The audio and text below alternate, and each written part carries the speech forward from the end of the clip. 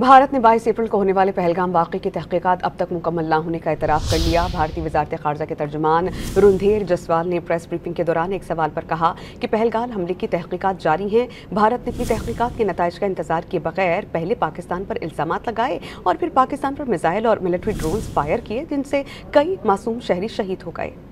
भारत ने 22 अप्रैल को होने वाले पहलगाम वाक़े की तहक़ीक़ात अब तक मुकम्मल न होने का एतराफ़ कर लिया। भारतीय वज़ारत ख़ारजा के तर्जुमान रुंधेर जसवाल ने प्रेस ब्रीफिंग के दौरान एक सवाल पर कहा कि पहलगाम हमले की तहक़ीक़ात जारी हैं। भारत ने अपनी तहक़ीक़ात के नताइज का इंतज़ार किए बगैर पहले पाकिस्तान पर इल्ज़ामात लगाए और फिर पाकिस्तान पर मिसाइल और मिलिट्री ड्रोन्स फायर किए, जिनसे कई मासूम शहरी शहीद हो गए।